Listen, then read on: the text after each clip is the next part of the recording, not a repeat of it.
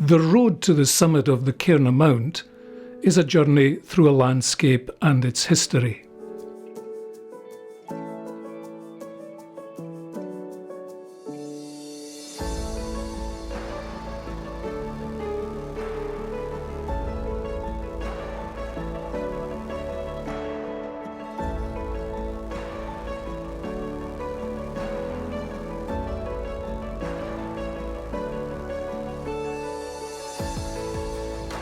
Originally in the historic county of Kincardineshire, but now part of Aberdeenshire, the summit of the Cairn Mount gives fine views of the land around.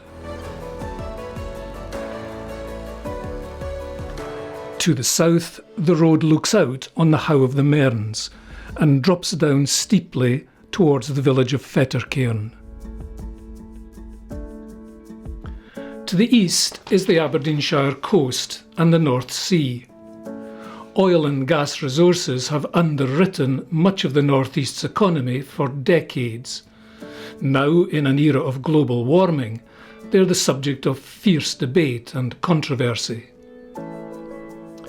To the north and west are the Grampian Hills and the striking silhouette of Clachnaben with its massive granite tor.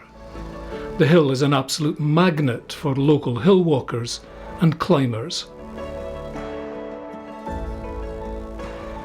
These hills are known as the Mouth, from the Gaelic monag, and the presence of Gaelic as well as Scots names in this landscape is an important reminder of eastern Scotland's early Gaelic heritage.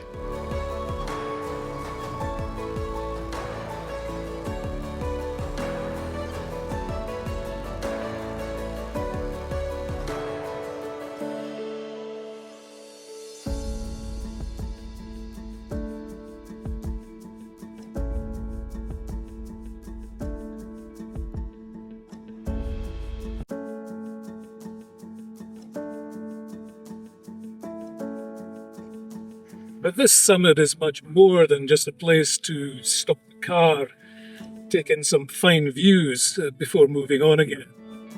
The place has a history which has helped to shape both the land and the people who've lived on it.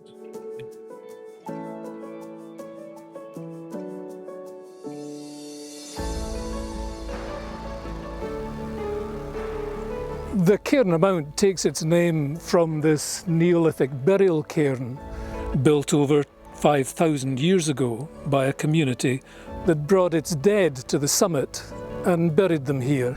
Why here? Why the enormous effort? It's tempting to see the cairn not only as a memorial to the ancestors, but also as a boundary marker, a frontier, a claim to the land, and a warning to others.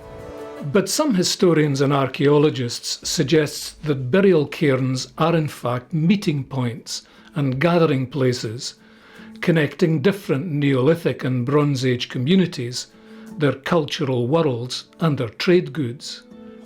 It's surely no coincidence that a flint arrowhead mined outside this area was found just north of the summit, and that a Neolithic stone axe head was found on Clachnaben's southern slopes.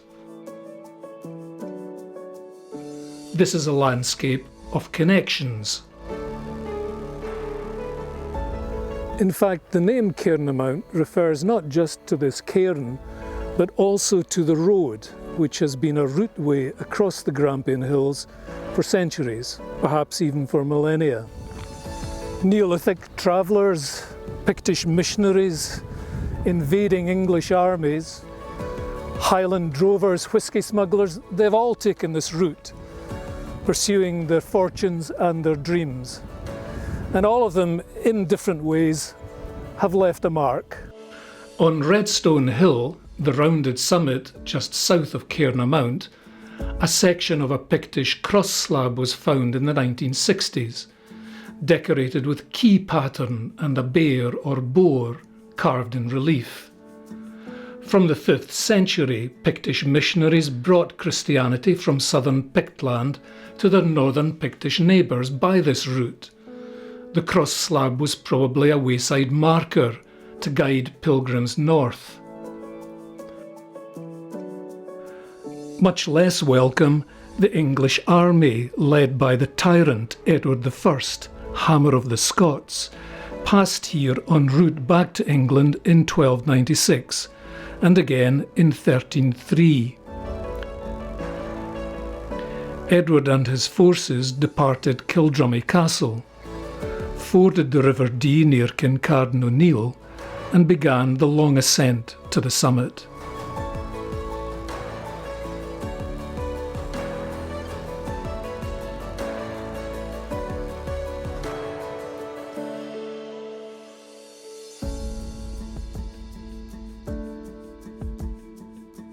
Centuries later, in 1680, the building of the Brigadier on the north side of the Cairn Mount helped to turn the route into a major highway.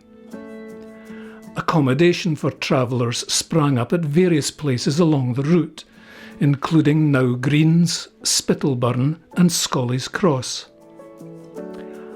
After the Jacobite rebellions, British Army engineers improved the surface and the drainage of the road as part of a wider plan to subjugate the Highlands. By the end of the 18th century, in a glorious irony, these improvements had helped to develop the Highland cattle trade. The hooves of thousands of cattle and the boots of hundreds of Highland drovers rang out crossing this bridge on their way to the summit and onwards to markets and cattle fairs in the south. This road has helped to link people and communities for centuries. It has enabled connections to the wider world.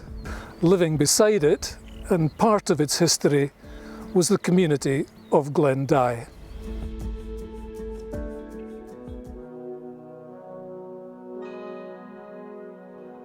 If you drive north from the summit of the Cairn Mount, the road drops down into Glen Dye. You'll pass places which have been here for centuries: Spittleburn, Bridge of Dye, Collie's Cross, Bog and Reap. Today, the modern farms, the holiday chalets, forest plantations are all adjacent to the main road.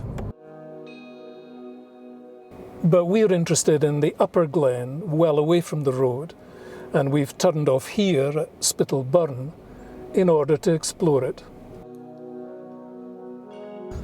From a distance, it's easy to think that this glen has always been wild and empty, but archaeological evidence tells a very different story. From Spittleburn, where we came in from the Cairnmount Road, up to the far end of the glen at Peyton's Hugh, named after a shepherd who died in a snowstorm there, there are at least 21 ruined longhouses, ancillary buildings and field systems. And while not all of these houses may have been occupied at exactly the same time, clearly this was a populated glen, alive with community life and activity. So who lived here? What happened to them? And why does it matter? It's not clear when Glen Dye first became a place of settlement, but from the early 17th century, the Scottish Register of Sazins in Edinburgh, which records the sale and purchase of most Scottish land, reveals the changing patterns of land ownership in the glen. Ownership of Glen Dye circulated among a small group of powerful, interconnected landed families in the northeast. The Burnets of Lees, the Bannermans of Elsick, Ramsay of Balmain and Fask, and Russell of Blackhall. It was sold in 1856 by the last of its northeast owners, Sir James Carnegie of South Esk, to the incoming Gladstone family. By controlling the land, these families controlled the fortunes of Glen Dye and its residents over centuries. The earliest map of Glen Dye was drawn up by the British Army surveyor, General William Roy, after the defeat of the Jacobites at the Battle of Culloden. Roy's map of this area clearly shows the Cairn Mount and the road descending towards Spittleburn and then on to the Bridge of Dye. Roy drew 3 townships in the Upper Glen: Spittleburn, Finglenny and Char, which is spelt Gar here, and also cultivated areas of runrigs surround each of the settlements.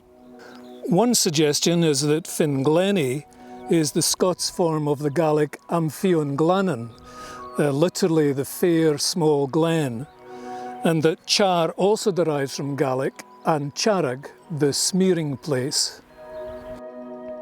On William Garden's map of 1774, another township called Waterhead appears next to Finglenny. Modern archaeological surveys have actually recorded 7 settlement sites in the Upper Glen.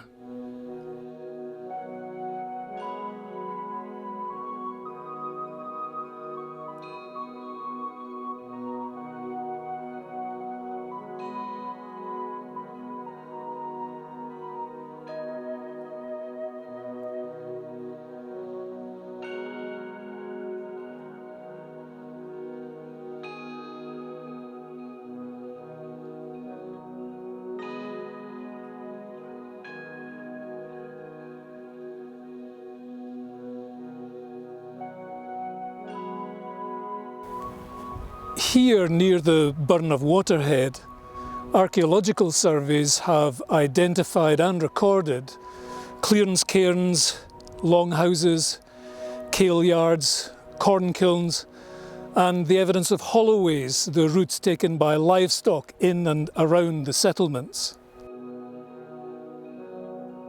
Longhouses were often substantial, multi-generational family homes, like these reconstructions at the Highland Folk Museum.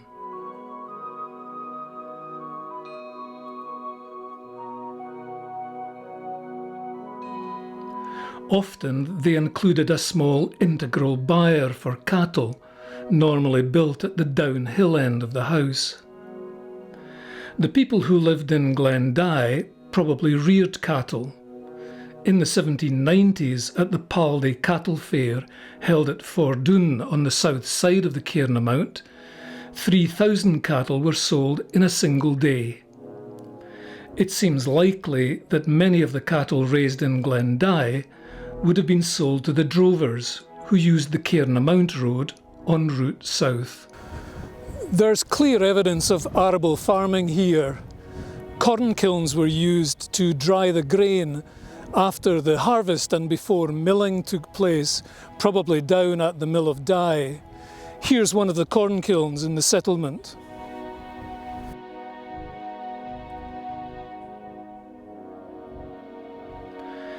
Grain was spread on a wicker framework which was placed across the top of the circular kiln. A fire was lit outside the flue. This was enclosed within a small roofed building attached to the kiln. Hot air, rising through the kiln, dried the grain. One of the most impressive features of this place is the large number of runrigs. The crops grown on these rigs were probably oats and barley, possibly turnips too when they were introduced into Kincardineshire at the very end of the 18th century as a vital winter feed for livestock.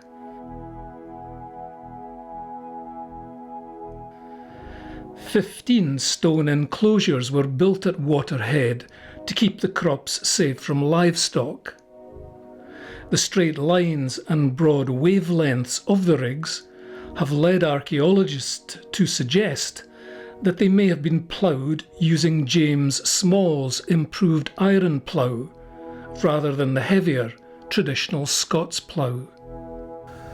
James Small's plough began to be used in Kincardineshire in the early 19th century, so we can conclude that if it was used here at Waterhead, the community were attempting to use some of the agricultural improvements of the day to remain here and prosper.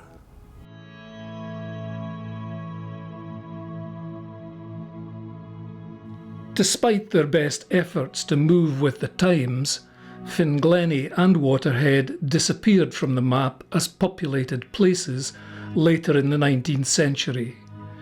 Although without detailed evidence from estate rentals and diaries, it's not clear exactly when and why the people left.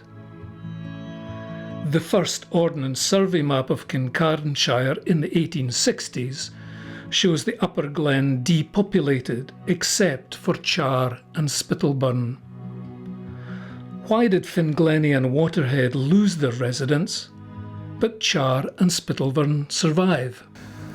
Arable farming here was at the absolute upper limit of what was feasible, and any sustained crop failures would have threatened the community's survival. In August 1829, the Muckle Spate, the disastrous flooding that happened in the Grampians, almost certainly destroyed much of the township crops that year. The Water of Dye passes through the glen and joins the River Fuch. At the bridge of Fuch, just outside Bankery, the Muckle Spate overtopped this bridge, removing part of the parapet. The poem The Muckle Spate of 29, written much later by David Grant, jokingly refers to locals who fled to the summit of Clachnaben to seek safety. In the years immediately after the Spate, however, the event was remembered for the destruction of crops and the loss of livestock. Might the Spate have been the reason for the depopulation of the townships? Despite the scale of the flooding, it seems unlikely that the demise of Waterhead and Finglenny was the result of a single act of nature. At the end of the 18th and the beginning of the 19th centuries, in upland glens all over Scotland, the ability to remain on the land was slipping away from subsistence farming communities. Landowners were beginning to realise that much higher rents could be got from sheep farms rather than the rents from small tenants and crofters.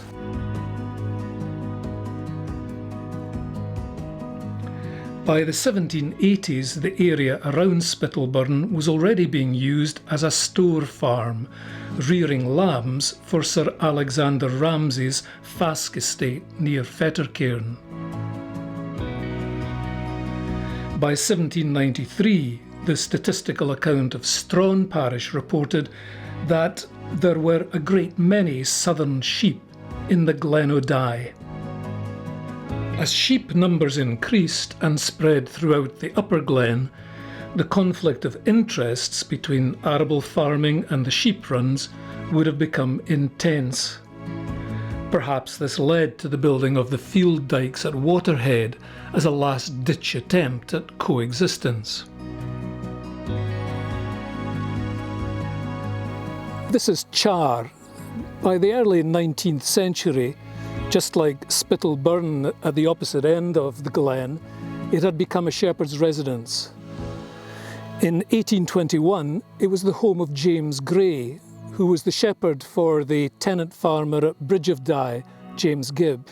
By the time of the 1851 census, there were 2 shepherds living here. Alexander Duncan, his wife Elizabeth, and their 4 children, and William Durward, his wife Janet, and their 3 children. One shepherd, Charles Young, is recorded in 3 census returns, 1901, 1911 and 1921. The faraway cottage was used as a shepherd's residence well into the 20th century, but more recently it's been used as a mountain bothy.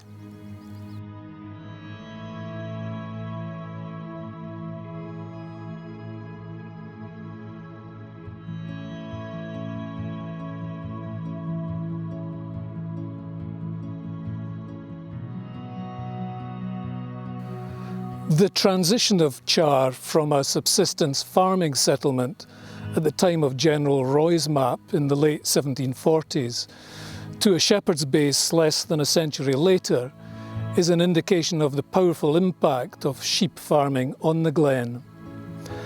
But events in the summer of 1821 also point to other factors which were undermining the resilience of upland communities like this in many parts of Scotland. Distilling whisky had played a key role in the Scottish economy for centuries. Family stills for domestic consumption only were legal until 1781 and were often operated by skilled female family members. The sale of whisky produced on family stills, although illegal, played a vital role in supplementing small rural incomes, and many landowners turned a blind eye or even encouraged the activity, as it helped communities to pay their rents on time.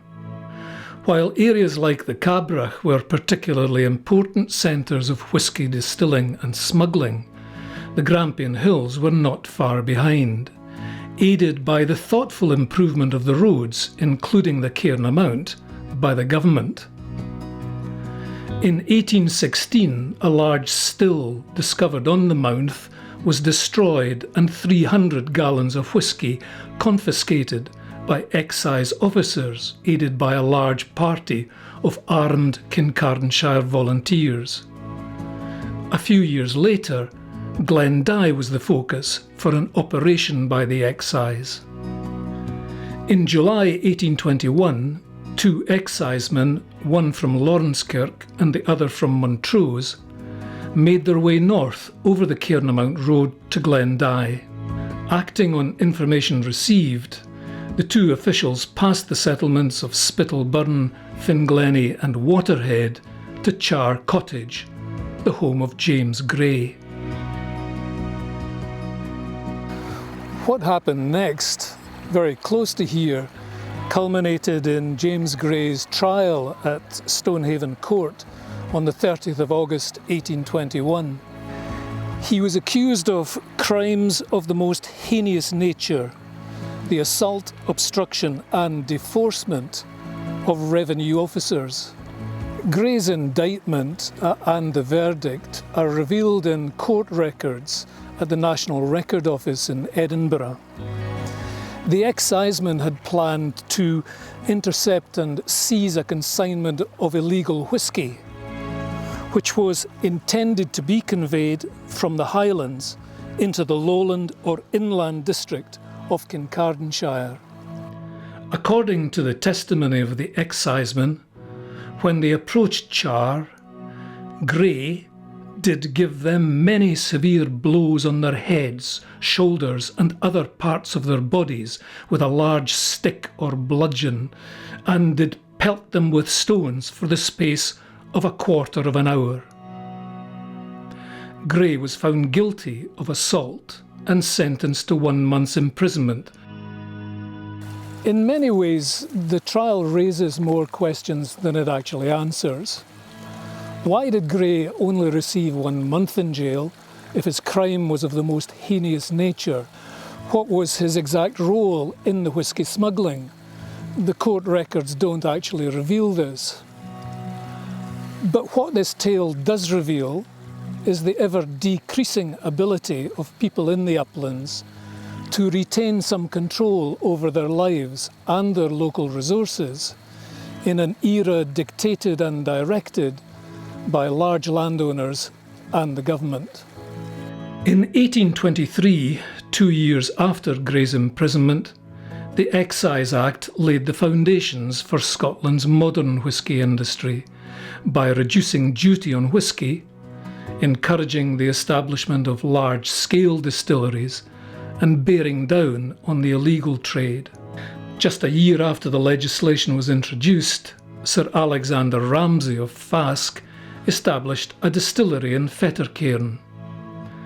Smuggling in the area gradually died out, and participation in the production and sale of the Uisce Bea and the enjoyment of its profits passed from the many to the few.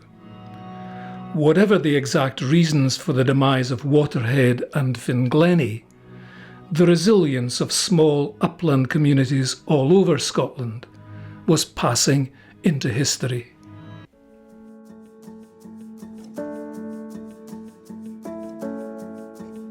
By the early 19th century, the fortunes of the glen rested more than ever on the interests of its owners, who came to direct and control every aspect of its economic life. Under Sir James Carnegie, Glen Dye Lodge was developed as the estate house, and grouse shooting and deer stalking were developed. As the numbers of employees increased, Carnegie built a part-time school near Scollys Cross for the children of estate workers. In 1856, Carnegie sold the Glen Dye estate to the Gladstone family, who added it to their Fask estate. John Gladstone, the Leith-born and Liverpool-based merchant, had purchased Fask from Sir Alexander Ramsay in 1829. Gladstone was one of Britain's largest enslavers and the beneficiary of one of the biggest compensation awards in 1834, when slavery was abolished. When Gladstone's eldest son, Thomas, bought the Glen Dye estate in 1856, capital which originated in the Gladstones' slave estates in Guyana and Jamaica may have played a part in the purchase and the subsequent development of Glen Dye. Sir Thomas Gladstone continued with sheep farming in the glen and embraced the shooting obsessions of the landed elite on the moorland above the glen. Forestry and timber exploitation were added to the mix. A sawmill was established here at Bridge of Dye.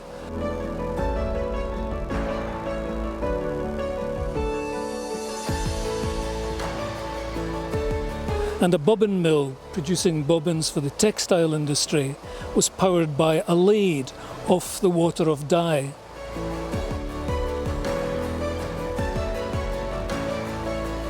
Later, a bigger sawmill replaced the bobbin mill, with accommodation for the workers in the mill at this building just over here.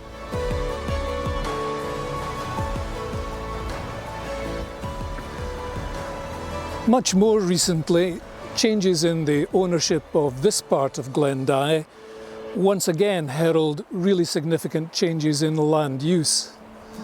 On the hills to the south and west of Char, a 26-turbine wind farm has been approved.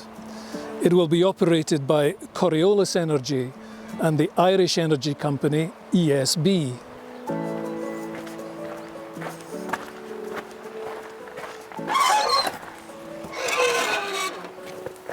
A completely separate development called the Glen Dye Moor project will focus on peatland restoration and massive forest planting, up in fact almost to the summit of the Cairn Mount.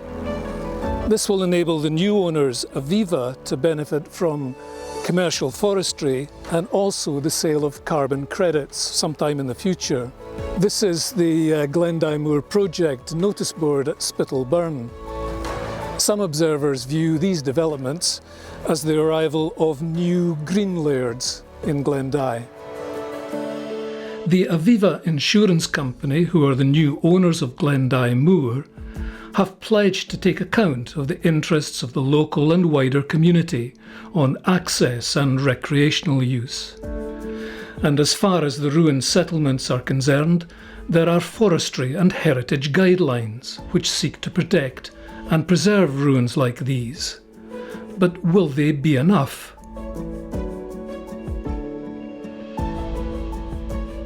It really is vital that these valuable archaeological sites are preserved as open spaces, free from planting, so that they are both physically accessible for visitors, but also visually accessible from a distance. But honouring the past means much more than just preserving ruins and placing some information boards around before quietly closing the door on history. Remembering and honouring the people who once lived here means consciously re-establishing our links with the past. And this requires local communities everywhere in Scotland to have a decisive voice in how land is owned, managed and used for the benefit of all of us.